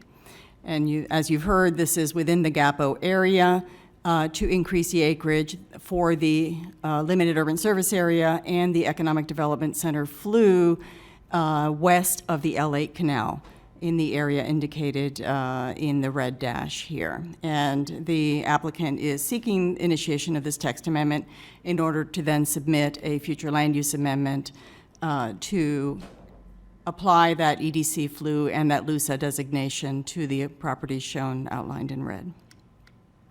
Just a little bit of history, and I know you've heard some of this morning.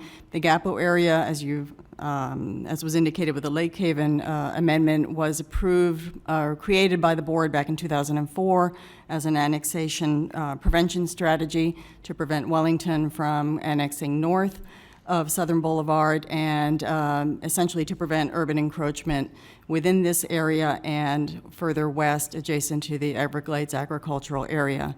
The board essentially allowed for, or the GAPO allowed for Arden ultimately, and then in 2016, the board amended the GAPO to allow for the initial Central Park Commerce Center project on the 138 acres that the applicant indicated through the allowance of that LUSA and the EDC future land use designation. So the specific text amendments are outlined in your staff report and on this slide to several policies and a table in the comprehensive plan. And as the applicant indicated, it would be for the purpose of essentially squaring off the current approval to add the property to the southeast and potentially also the rectangle at the northeast of the current approval.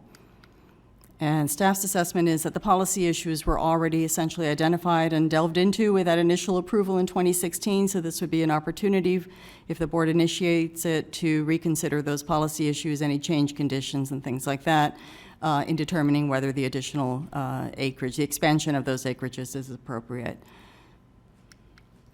Staff is recommending initiation, as did the Planning Commission, and so the motion would be to initiate the amendment.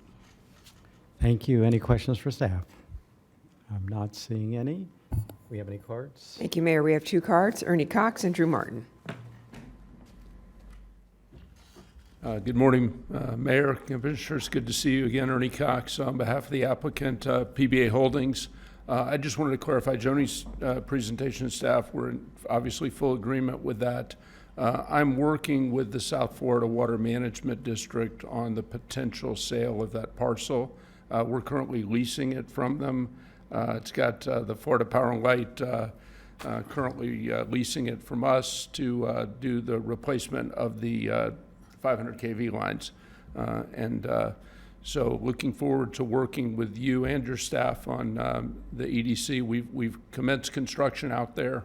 We're moving forward and very excited, and just happy to answer any questions. And then separate, put on my Palm Beach Aggregates hat, we have finished construction of phase 1 of the C51 reservoir. We have commenced construction on phase 2, cell 12. Was out there yesterday with Paul Linton, and it's dewatered to -20. We can't drive on the bottom yet, but soon. And would love to give each of you a tour if you'd like to come out and see it. We're excited to be working with the county on water resources projects as well. So thank you. Drew Martin, I'm here on behalf of the Sierra Club. I want to thank Linda Smith for coming this morning early to represent us. Thank you, Commission, for being here every day, doing your diligent jobs. We appreciate it.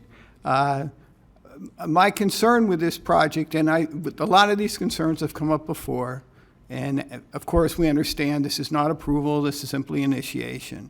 But L8, the L8 was kind of, the line in the sand.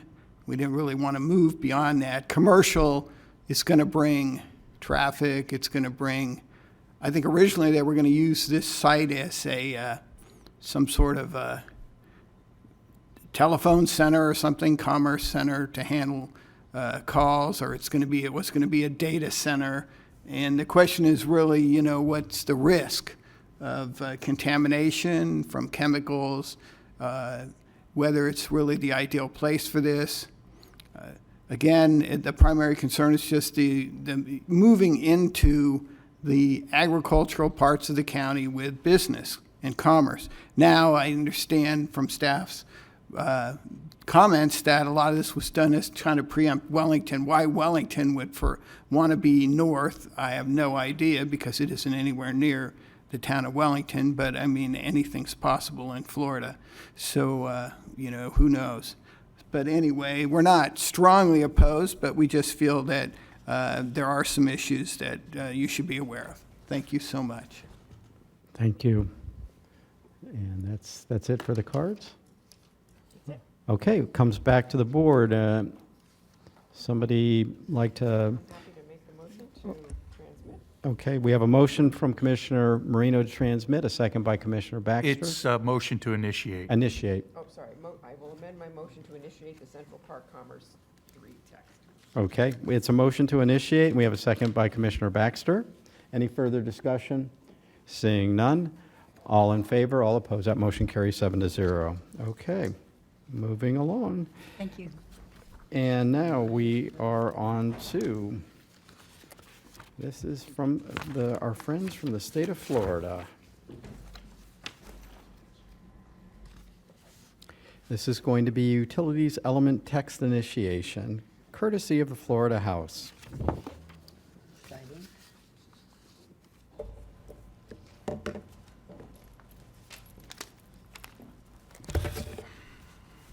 Good morning, Commissioners. David Willock with the Planning Division.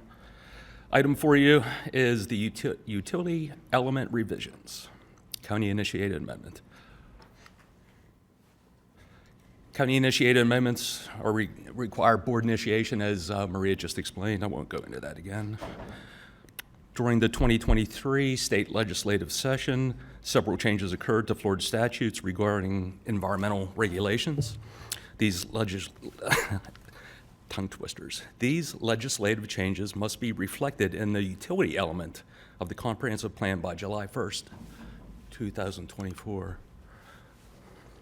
The proposed amendment would address and add language regarding the feasibility of providing sewer service within a 10-year horizon for development of 50 lots and less than 1 acre. It also add references to South Florida Water Management District prime groundwater recharge maps, and add Palm Beach County Water Utility Integrated Utility Master Plan by reference.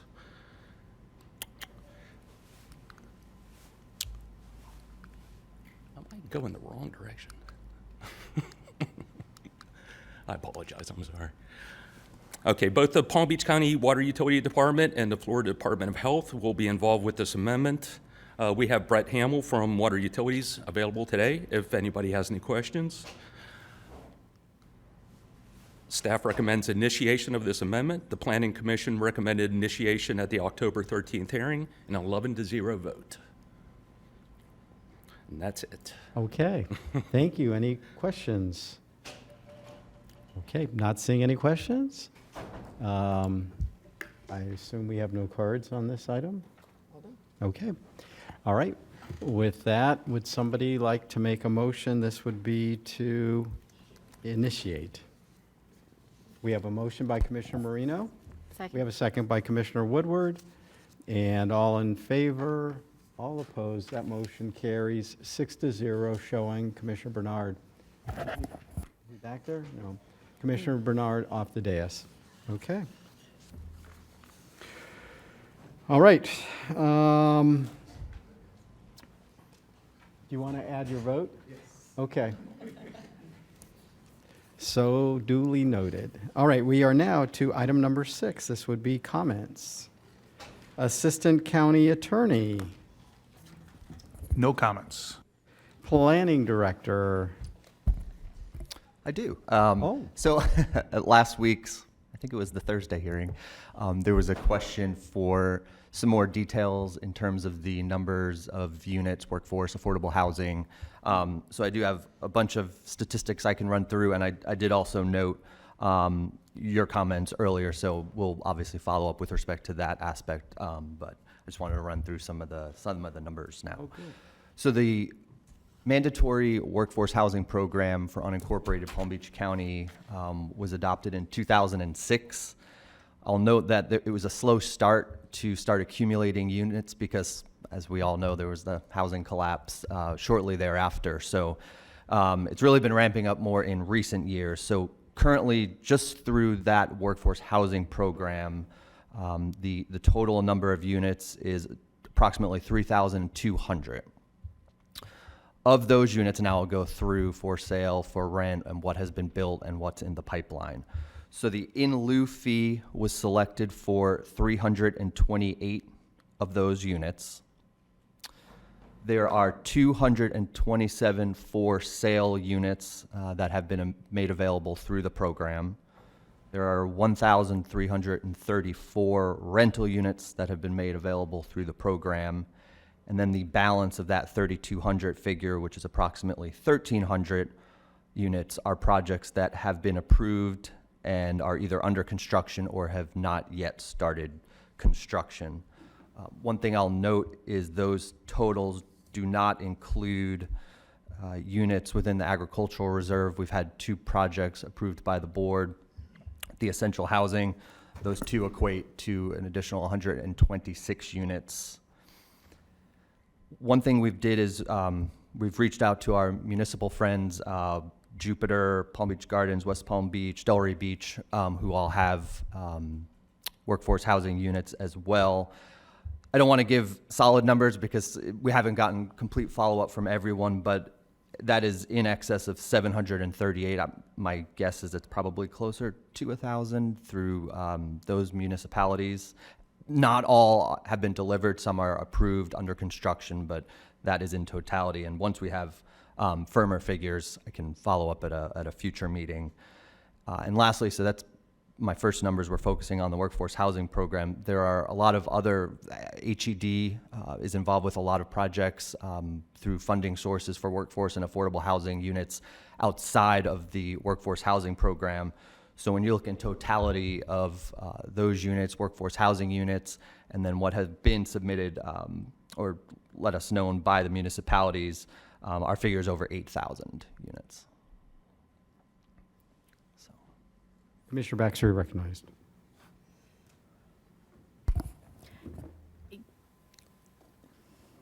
Have you provided those numbers to us other than telling us? Because I hadn't read them. Are they part of this report? No, so for now, I was just following up in comments from last week, but we can absolutely put together, especially once we have all the information from municipalities, can issue a memo or some other written format that has that all laid out. If you wouldn't mind at least emailing it to us, I'd really appreciate it. Absolutely. Thank you. Thank you, Commissioner. All right. Any other question? Well, sorry, Commissioner Woodward, you recognize. Sorry, I was writing this down. The 8,000 units that you mentioned, is that counting the affordable and workforce, or what was the 8,000? Yes, and actually, thank you for the question, because I wrote myself a note to remind myself. So that figure, the in excess of 8,000, is all of the workforce housing units since the inception of the program in 2006, and then the workforce and affordable housing units through under other funding sources, typically shepherded through HED since the beginning of last year. So it's not all from previous years, but that database has the units since 2022, plus all of the workforce housing program units since inception. Okay. All right. Any other comments, sir? No other comments. Thank you. All right, zoning director is not here. So, executive director. Can you hear me? Okay. I just wanted to clarify, Commissioner Baxter had given some direction during one of the items, so I just wanted to clarify that what that was and if the board agreed that we should bring back information. I think you were saying rural densities, exurban densities similar to other areas in those areas. So I just wanted to clarify what you were wanting staff to bring back and if that was something the board supported. Go ahead. So, yes, in the Acreage Loxahatchee area, our area looks very different, outside of Jupiter Farms, which would probably be the next most similar area than the rest of the county. I just wanted to, when I had asked a builder to try to match our area, which is a request I get a lot from the residents, why do they keep building? And when I did some digging, I found it is because our code doesn't allow the way it is currently set up. If somebody wants to build more than 300 units, it has to be a PUD. And so it is requiring clustering. So I guess our code used to allow for open spaces in between homes. And so I guess here is where I think it would be appropriate, instead of making all the open space, which essentially doesn't get used by residents, all in one area, to be allowed to use that open space on their current, on a property that they own and can use with their family versus not. And I know that there's probably reasons for this code, which I'm well aware of and we've gone through, but I just think it doesn't match. It's not. Okay. So like clarification on the clustering and how that came to be and these types of PUDs and things like that. Well, in and those just areas. allowing, unless the board objects, it to match the already existing area, which also, as you heard one of our residents today, and I spoke with her yesterday, she doesn't, she is worried about the next property in between the current one we approved today and their property. She would just like it to also meet our area and what it looks like and match, and the way our policy is currently, it doesn't allow for that. So just trying to find that. To see, because there are options, they could subdivide into lots that are similar acreage. Well, I guess not with the required amount of space, open space, because we currently don't allow calculating it in between homes. We only allow it if they put all the homes together real close and then have a lot of open space in another area of the property. Okay, I think I So understand. that was kind of the. Clarifying what that, maybe You how need that's more? come to be. I don't need, I'm just looking at staff because I'm hearing this, not aware of this requirement. If you subdivide lots and you just do a. Well, if you do a PUD, Right. then you're doing common shared areas and things like that. And I'm not 100% of the history on the West Communities overlay, but that in general was the overlay that had the clustering similar to what we do in the Ag Reserve.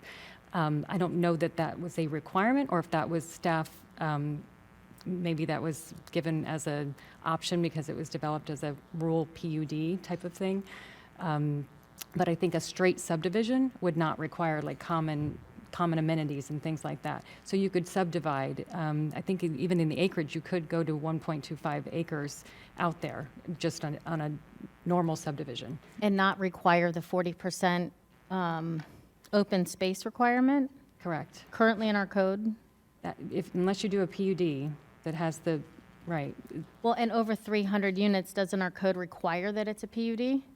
I'm not 100%. Carlos, Carlos from zoning is here. I can ask, is that the threshold for a PUD?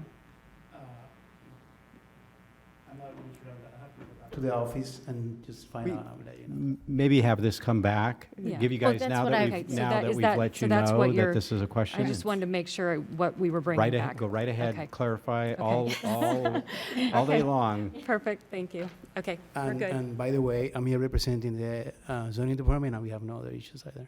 Okay, good. All right. Executive Director, anything else? Any other comments? Oh, okay. Assistant County Administrator. No comments. Okay, now we'll start with our commissioners. And let's go ahead, we'll start with Commissioner Baxter today. Thank you, Mayor. We have up here give a lot of direction, and I recently asked for a copy of those directives that are currently in progress, and it came to my attention, the last one on the list is from 9/7, and I know several of us have given more direction since then. Do we currently have a standard of how often these have to be updated? I mean, this was almost 2 months ago. So directives kind of work in two different ways. When the board began the directives that the county administrator brings to you on Tuesdays, I'll call it, I think we started that in 2017. Generally speaking, PZB-related ones don't fall underneath there. I'm not saying exclusively, because there are some that fall into that world. Generally, though, a lot of the other ones are maintained in the Planning and Zoning Building Department.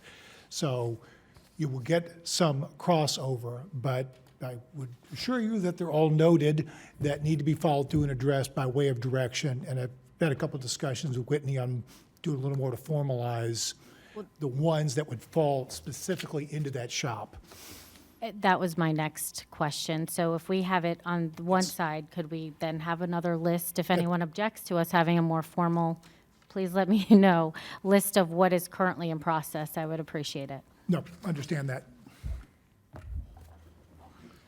All right, Commissioner Bernard. No comments, Mr. Mayor. Thank you. Thank you. Commissioner Marino?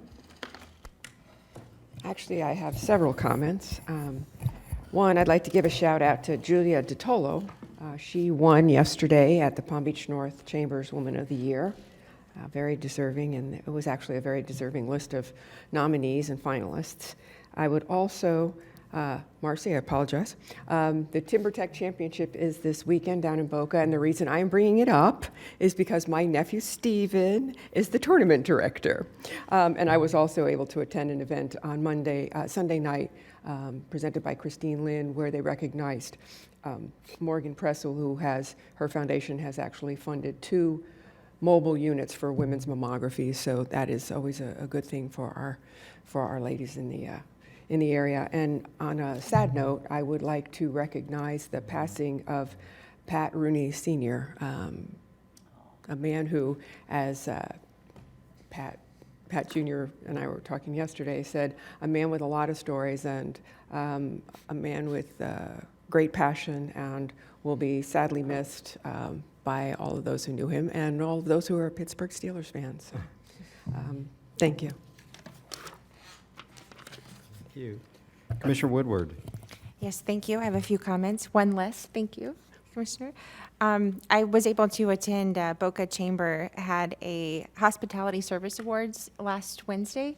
It was the first time they've done this, and it is one of my top, and I'm only a year in, but one of my top awards that I've gone to. This was honoring people who work like front lines, shall we say, in the hospitality service industry. And Gladys, I'm sorry, I forgot her last name. She was the overall, I think, golden or platinum pineapple or something award. She's worked at the Boca Resort for 40 years and in the housekeeping department. And it was just such an honor to have these people brought out and awarded in this way. And a number of them were honored. And they're kind of the invisible workforce that we don't always see, that we're working for them to get some housing. So that was really nice, and they're going to be expanding it in the future, and I've even talked to countywide. It was just an amazing event to go to, very heartwarming. Boynton Beach is having a dog park opening this Saturday. So, of course, I love my dogs. It's at JC Park on Federal Highway from 10 to 12 if anyone wants to come. And just a reminder that daylight savings time is ending. So you fall back an hour, which means anyone who wanted to come to Tim Finnegan's in Delray to watch the Miami Dolphins play in Germany early that morning will be there. They're playing Kansas City, which I lived in Kansas City for a while. I'm definitely a Dolphins fan, though. So go Dolphins, and hope everyone has a safe week. Thank you. Commissioner Barnett. Thank you, Mr. Mayor, and yes, go Dolphins indeed.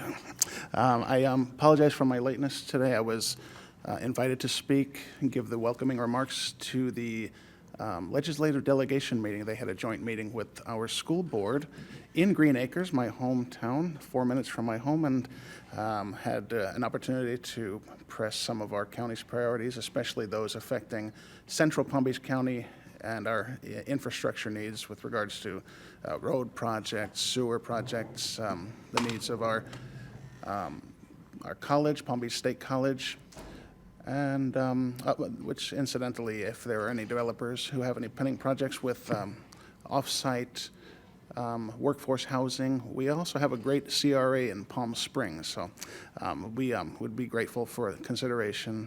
And we're no longer in October, but I did want to remind all the ladies out there and gentlemen to get screened. If you have a family history, sometimes we forget that men can also get breast cancer. But that's all I have. Thank you very much, and enjoy the rest of your week. Thank you, sir. And Vice Mayor. Thank you, Mayor, and my colleagues. I want to thank everybody for the extensive examination on the Hyder West project. That was something that our staff worked many, many hours on. And I want to thank them individually and as collectively, all of you, for working on that so intensely on behalf of the people of Palm Beach County. And I want to thank my colleagues as well for getting so immersed in this conversation. And I think this is what we do here. We never fear the debate. We meet it head on. And I'd like to congratulate my son for getting married on Saturday night. He very happy, my youngest son, who is an attorney for, we say, the Mouse, and a beautiful young lady, his wife. And we just had a wonderful time bringing in people from Italy and New York and Los Angeles, and a couple from Florida, too. So I'm very blessed. Thank you, and I'm very blessed to work with all of you together as we make this a better place. Thank you. Thank you.